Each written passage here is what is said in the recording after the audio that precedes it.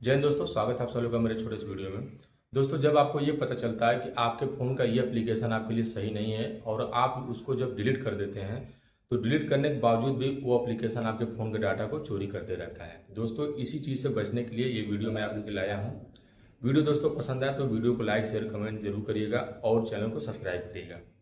दोस्तों, आइए जानते हैं कि जब आप अपने फ़ोन की सेटिंग को ओपन करेंगे तो सेटिंग को ओपन करने के बाद उसमें आपको एक ऑप्शन मिलेगा गूगल का।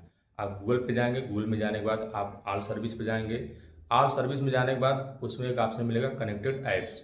कनेक्टेड ऐप्स को जब आप ओपन करेंगे तो आपको वो सारे एप्लीकेशन दिख जाएंगे जो आप अपने फ़ोन में कभी ना कभी डाउनलोड किए रहते हैं और वो एप्लीकेशन आपके लिए सही नहीं रहता है।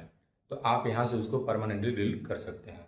दोस्तों, जब उस एप्लीकेशन पे आप आगे बढ़ेंगे तो उस पर स्पष्ट लिखा रहता है कि आप अपने फ़ोन के गूगल डाटा को इस एप्लीकेशन के साथ शेयर करना बंद करें।